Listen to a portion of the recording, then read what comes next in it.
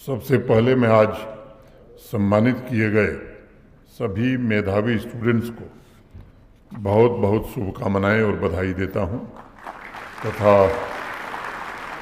उनके उज्जवल भविष्य की कामना करता हूं।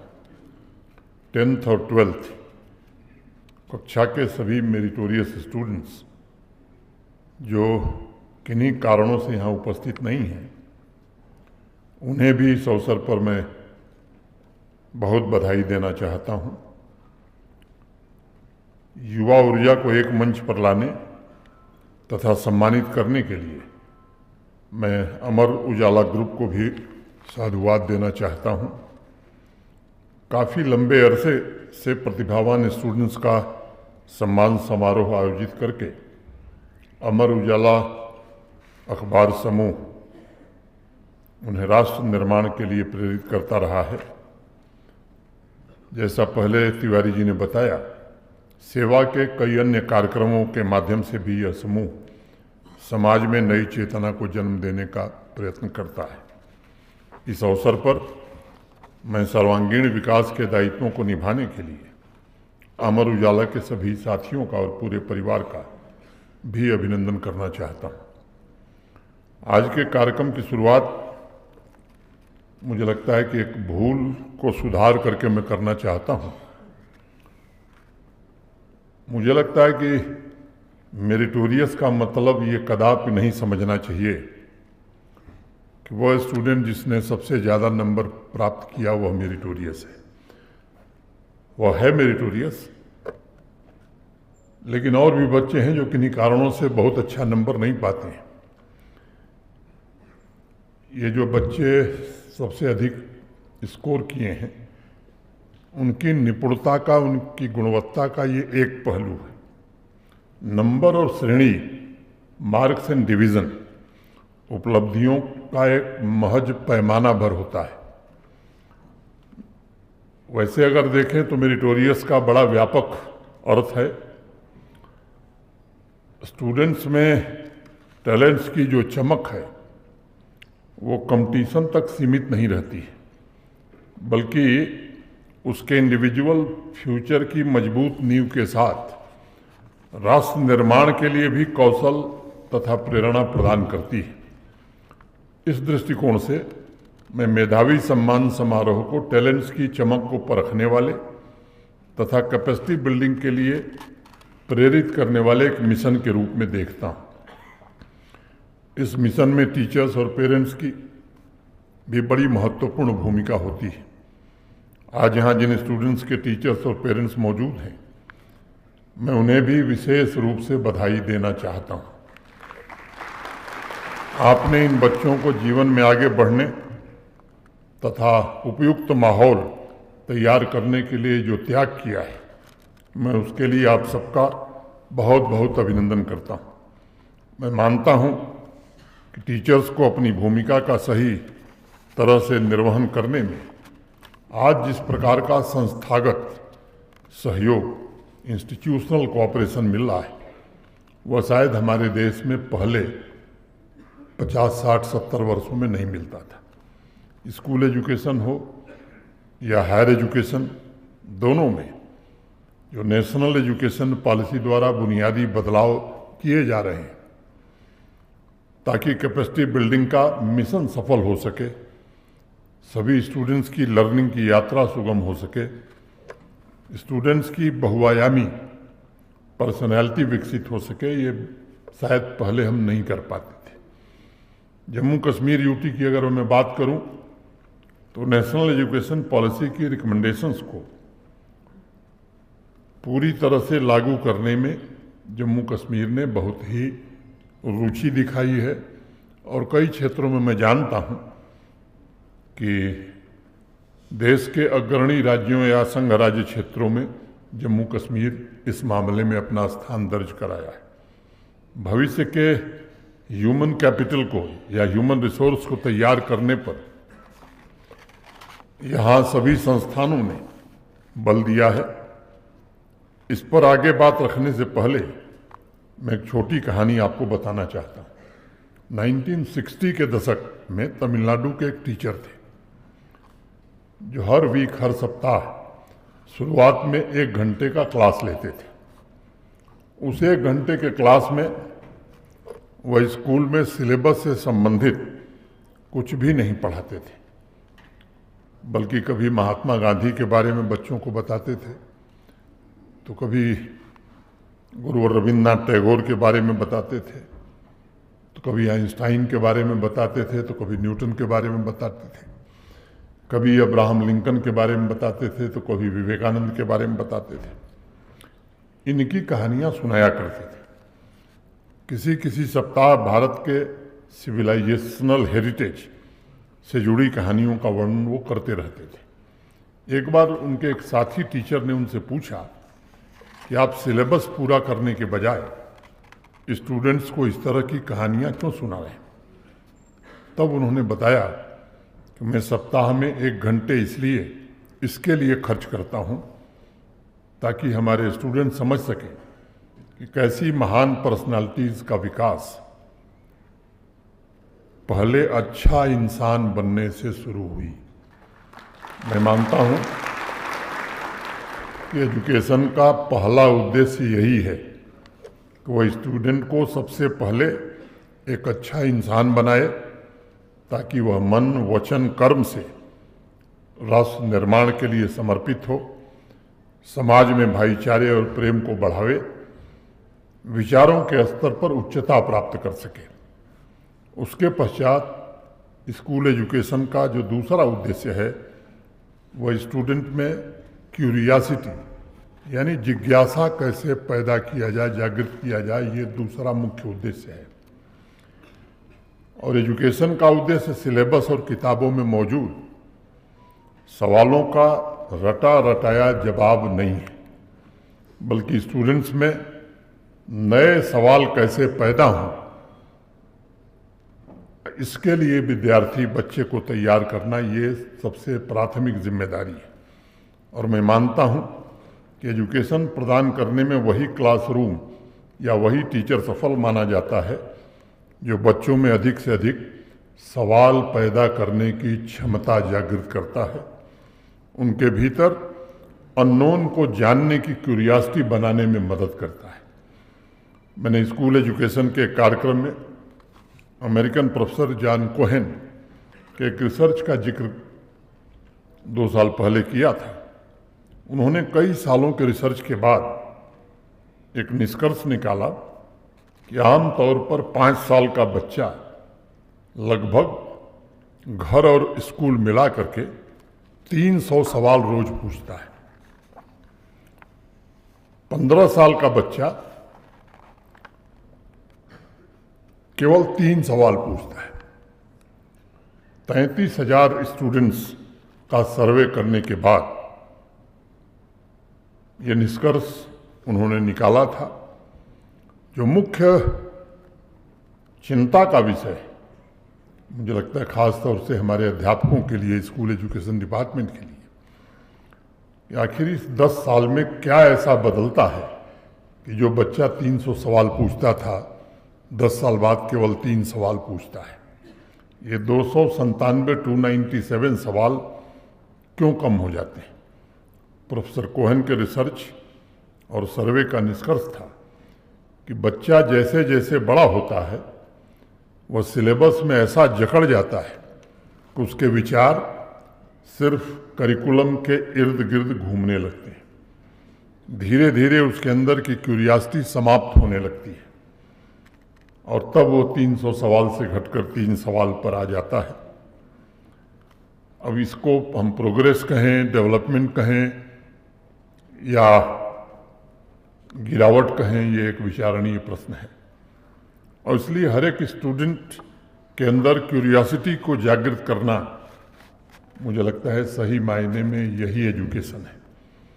एक और बात मैं कहना चाहूँगा, एजुकेशन का सबसे बड़ा उद्देश्य यही होना चाहिए कि वह एक नए व्यक्तित्व का निर्माण करे, एक नई पर्सनैलिटी डेवलप करे, ताकि वह व्यक्तित्व राष्ट्र निर्माण में अपना योगदान दे सके।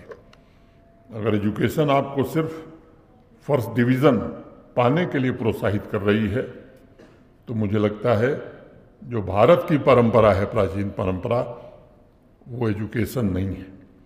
असली एजुकेशन वह है जो आपकी चेतना को बिल्कुल नया कर दे, आपके भीतर ऐसी सामर्थ्य, ऐसी कैपेबिलिटी पैदा करे ताकि आप पॉजिटिव ट्रांसफॉर्मेशन के एक शक्तिशाली टूल बन सके।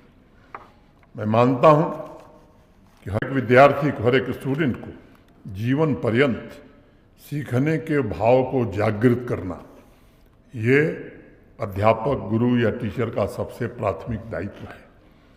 दुनिया जिस तेजी से बदल रही है, हर स्टूडेंट को उस बदलाव से सामंजस्य बैठाने के लिए सीखने की ललक कैसे हम जगा सकते हैं, ये बड़ा आवश्यक है।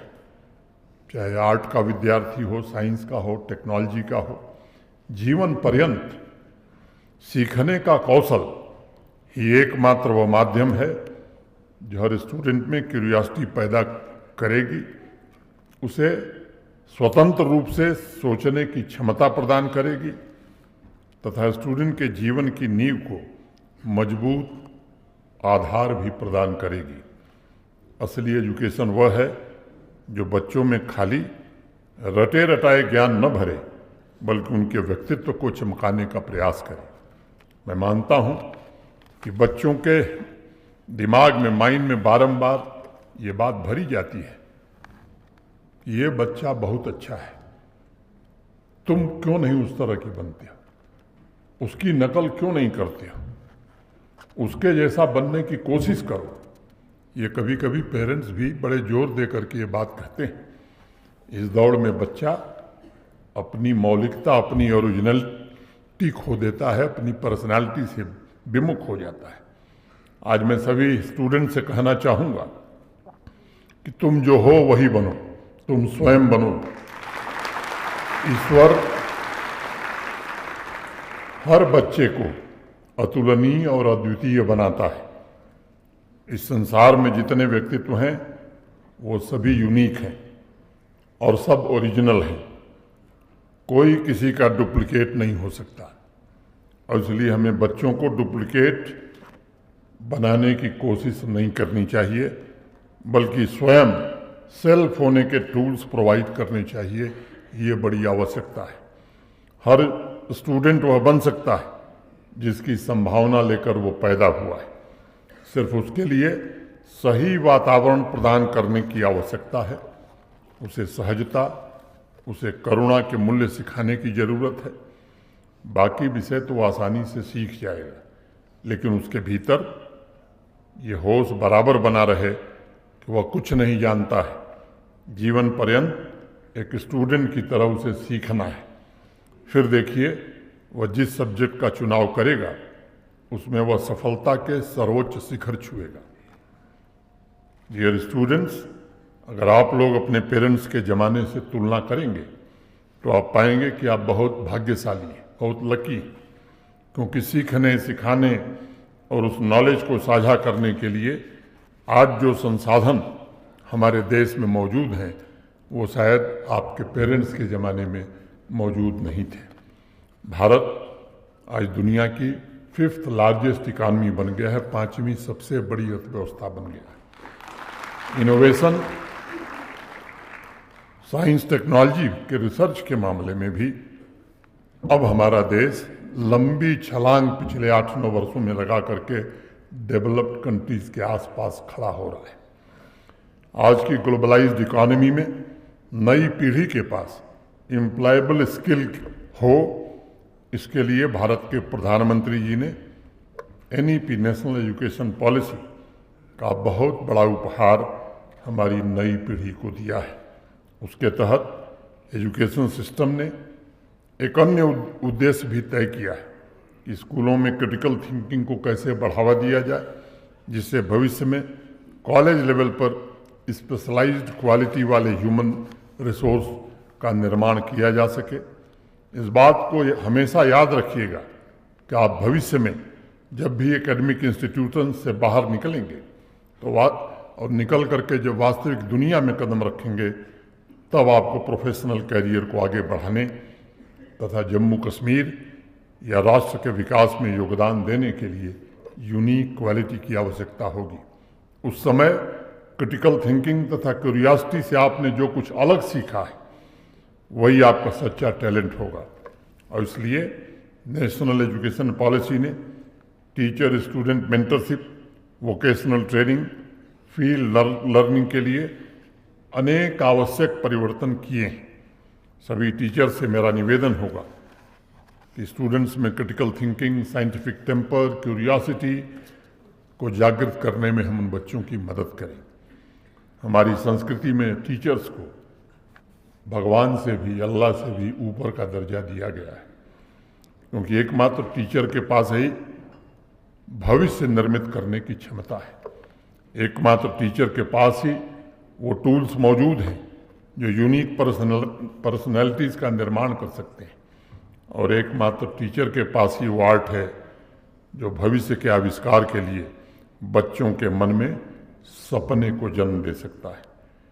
मेरा एक दूसरा सुझाव होगा कि कैपेसिटी बिल्डिंग के लिए आवश्यक एलिमेंट्स स्टूडेंट्स को क्लास में हम कैसे मुहैया कराएं, यह सिलसिला मैं समझता हूं कि प्राइमरी स्कूल से लेकर हायर एजुकेशन तक निरंतर चलते रहना चाहिए।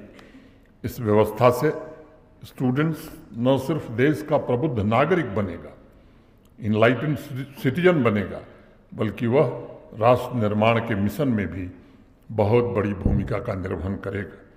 मैं सभी टीचर्स और स्कूल एजुकेशन डिपार्टमेंट से विशेष रूप से कहना चाहूँगा, आपका काम किताबों में जो लिखा है सिर्फ वह पढ़ाना नहीं है। आपका असली उत्तरदायित्व स्टूडेंट्स को भविष्य की चुनौतियों के लिए तैयार करना है। नेशनल एजुकेशन पॉलिसी ने पूरे एजुकेशन सिस्टम को रीडिफाइन किया है, सभी टीचर्स को एक बड़ा अवसर दिया है। एक तरफ जहां एजुकेशन सिस्टम में पारंपरिक मूल्य, हमारी संस्कृति, मदर टंग, मातृभाषा, लोकल स्किल सेट और स्वतंत्र विचारों को तरजीह दी गई है, तो दूसरी तरफ क्लासरूम में इनोवेशन, क्रिएटिविटी, फ्लेक्सिबिलिटी, एक्सपेरिमेंट को भी तरजीह देने की बात कही गई है। इसलिए ये टीचर्स की जिम्मेदारी है कि एक ऐसा क्लासरूम हम विकसित करें जहाँ क्यूरियोसिटी हो, जहाँ किताबों को रटने की बजाय क्रिएटिविटी पर ज़्यादा फोकस हो, जहाँ सिर्फ नंबर्स नहीं बल्कि क्यूरियोसिटी एवं क्रिटिकल थिंकिंग को पुरस्कृत किया जाए। जिस दिन यह व्यवस्था बनाने में हम सफल होंगे, स्कूल कैंपस में इसे हम इम्प्लीमेंट कर पाएंगे, उस दिन एजुकेशन सिस्टम का वास्तविक ट्रांसफॉर्मेशन हम कर पाएंगे। मैं शिक्षा से जुड़े सभी लोगों से ये विनम्रतापूर्वक निवेदन करना चाहूँगा कि आपका स्थान समाज में बिल्कुल अलग तरह का है। समाज की अपेक्षा आपसे दूसरी है। बच्चे के अभिभावक आपको देवता समान, भगवान का स्वरूप मानते हैं, और इसलिए अपनी जिम्मेदारी का आप निर्वहन ये करिए, ये मेरा आपसे आग्रह होगा। एजुकेशन हर एक स्टूडेंट की अद्वितीय प्रतिभा को निखारने का एक अवसर है, उसे मेधावी बनाने का मौका देता है। जीवन में नई पीढ़ी के सामने अनेक चुनौतियां आएंगी, लेकिन कभी भी उन चुनौतियों को सीखने की यात्रा उन पर हावी न होने पावे, ऐसा बच्चा हमें अपने विद्यालय में बनाना है। नौजवान जितनी समस्याओं का समाधान करते हैं, क्रिएटिविटी को उतना ही खिलने का अवसर मिलता है, और जब युवा पीढ़ी के भीतर क्रिएटिविटी का जन्म होता है तो अपने आप क्यूरियोसिटी पैदा होती है, नए एक्सपेरिमेंट करने का अवसर मिलता है।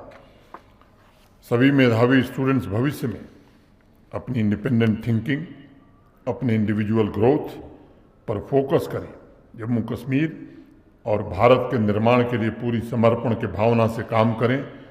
मैं ऐसी प्रार्थना ईश्वर से करता हूं।